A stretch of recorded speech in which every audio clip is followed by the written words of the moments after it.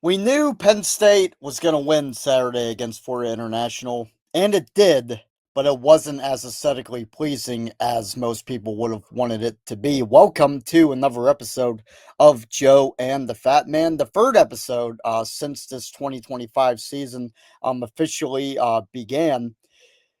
Joe Smeltzer, Nittany Sports Now, joined as always by Kyle Fatman Golik, also of Nittany Sports Now, and Jay Holahan of Mike Farrell Sports, who doubles as our producer. And guys, we knew Penn State was going to be 2-0 at this point, and that's exactly where it is. But aside from the 34-0 result, there weren't really a ton of good feelings that came from Saturday's win. Penn State struggled really throughout most of the game to put a hurting on FIU the way that a lot of people expected. It was 20-0 with less than 5 minutes left, and Penn State got two scores late to put on the finishing touches. Myself and Kyle were there to cover the game in person, and we did a recap afterward from the field at Beaver Stadium, which you can find on Nittany Sports Now's YouTube channel. But now that we've had time to rewatch the game, Kyle, starting with you, what did you see over the past 2 days that maybe you didn't notice or didn't think about as much when you were watching in person from the press box? I that the I firmly believe that James Franklin sometimes hides too much and it hurts the team. And I get what he's doing. You don't want a guy like Drew Alar to get a hurt against Florida International. You don't want your star players getting banged up. But I mentioned it in my column, which you can read on Nittany Sports Now, why I'm not worried after a 34-0 win. Drew likes to extend plays. Drew wasn't allowed to extend plays in that game. That was evidently clear in that. When you start going beyond that, James, even today in his press conference, which we will touch on in a bit, he was like, oh, maybe we could go, throw it deep a few more times. Corey Geiger's probably smiling from that. James even alluded to, but also post game on FIU and even in his press conference today about like how we're just trying to get touches to certain players.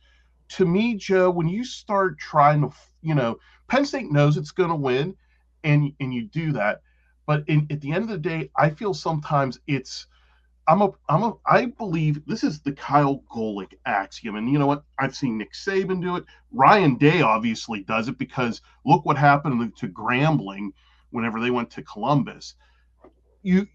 My execution is going to be that much better than how you're going to be able to stop it. And we're going to win because of that.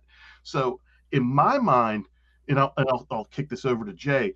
I think my biggest takeaway on the rewatch was this doesn't look like the James Franklin and Andy Kotelnicki offense of last year that was able to do things. You saw it come to fruition in the fourth quarter when Florida International held the ball for almost 13 minutes. That was atrocious. Like it just felt like everything was forced. Jay, what are your thoughts? Yeah, I mean, I didn't go back and rewatch it, but just off of first glance, I mean, I felt like Penn State pretty much took FIU kind of maybe lightly, but it didn't look like they were trying to do anything other than kind of the basics that you would see out of the Penn State offense. It felt like what they were trying to do was just our 11 is better than your 11, so we're just going to line up and play. That's what I kind of took away from the first half. And I think in doing so, they let FIU hang around too much. And I mean, you end up having a 10-0 first half lead, which really should have been a 20-0 lead. The first game against Nevada is what, like the score they had at the half against FIU, if that was against Nevada, you wouldn't be happy about it, but you'd say, oh, okay, Nevada's at least a Mountain West team. FIU plays in the Conference USA, expected to be one of the worst teams in FBS football all year in a conference that's the worst of all the Power 9 or just the FBS 9 conferences. In my opinion, it was just a really brutal first half from Penn State. Thankfully, they turned it on in the second half. Well, and also give Willie Simmons, who's the head coach of Florida International, credit. Here's a guy who's in his first year down at Florida International. He's won a national championship at Florida A&M in the HBCU. This is a guy that knows, hey, I'm not going to win in Beaver Stadium, but we're not going to go up to Beaver Stadium just for the paycheck. We're going to do some things. We're going to force it. We're going to make it difficult. And they did. They won the time of possession battle. They were successful on third downs. They were successful on fourth downs. So this was a team that took a play out of Nevada's playbook is we're not looking to hurry and try to go up tempo. We're just going to take our time. I mean, they won the time of possession battle 35-25. James alluded to it post game. So to me, I give a lot of credit for Florida International saying, and I said this to one of the FIU administrators in a great freight elevator in Beaver Stadium that we move around in now, that I have a lot of respect for your program because it didn't come in with a glass jaw. It took our punch and it was willing to fight back, and that was a good win for Penn State because they needed to play that 60-minute game. And because, like I alluded to in my column, you weren't going to have them play 60 against Nevada, and you're definitely not going to have your starters go 60 minutes against Villanova. You're not going to want to have your first game of the season against Oregon where you have your players and starters and your ones playing 60 minutes. So I liked that this game was a little bit more contentious. Again, that might have been part of James's plan, but sometimes it would just be better if he would just believe in, like, I don't care if this is on film. I don't care if Ohio State sees it. I don't care if Oregon sees it. I don't care who sees it because we're just going to out-execute you and dominate that way, Joe. Yeah, and that's one of the two big positives I took from Saturday's game is what you just hit on with Penn State had to play its starters most of an entire 60-minute game, and that's what they're going to have to do against Oregon and Ohio State and probably multiple other Big Ten opponents. So that was good, and I also think it's good that Penn State clearly is not peaking too early. I think the 2021 team is a pretty good example of they had two pretty big wins in the first 3 weeks, winning out Wisconsin and beating Auburn, ended up finishing 7-5. And there was never a fear of this team going 7-5. But I think we have seen examples in the past where Penn State has started off really hot, gotten people really excited, and then the season ended up going down the tube. So I don't think that's where this 2025 season is going. I don't think Penn State has played close to its best football yet. But my biggest concern from this game, and it was somewhat of a concern Saturday, more of a concern Monday when I rewatched the tape, and even more of a concern later Monday when I was in James Franklin's weekly press conferences. It's Drew Aller. I'm not necessarily talking about his stat line, 19 of 33, 2 touchdowns, 200 yards. That's whatever. I mean, it's not terrible. It's not anything to panic over. It's more, we all know that we've known since Drew Aller was in high school that he's had the physical tools. We've gone to see at Penn State that his work ethic and want to be great is obviously there. So the only thing really holding him back from, reaching his full potential would be what's up here, would be the mental game. And I think that's been the biggest question with Drew Aller since he became a starting quarterback at Penn State. I think it's something people started to wonder about after that loss at Ohio State 2 years ago when he was literally in tears in the post-game presser.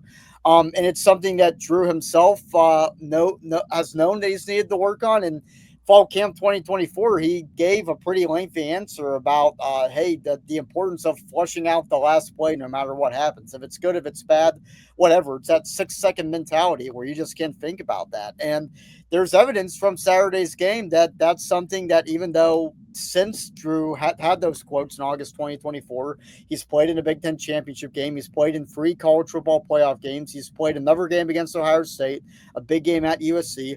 It's still an issue for him. And I think that's a concern because I don't really know how you can fix that. Fixing that mental game is really tough for anybody to do, and even a quarterback like Drew Aller to do. And, Franklin's press conference, which we'll talk about later, he gave a pretty lengthy answer about how it's easier said than done, right, to be able to flush a play away when something bad happens. And The Big Ten Network sideline reporter Rhett Lewis, I noticed this when I was rewatching the game. He said after a possession late in the first half that it was the one that ended with Drew taking a sack and Ryan Barker hitting a field goal to put Penn State ahead 10-0. Lewis noticed that Auer walked to the sideline, didn't go for the iPad, kind of just sat there. And Lewis didn't use the word sulked, but it kind of implied that it was that. Auer just kind of sat there with his helmet still on, clearly still bothered by what had just happened, though, well after that 6-second window. So it's tough. We've seen Drew Auer do it before, right? He was able to shake off 2 interceptions against USC to lead what's probably still his best drive at Penn State to force overtime and then eventually win in overtime. He helped Penn State almost come back from 28-10 down against Oregon. And even Saturday, we saw he had a bad incompletion on 2nd and 6. He's able to hit Luke Reynolds on a completion the very next play. So he knows how to do it, but it's that consistency.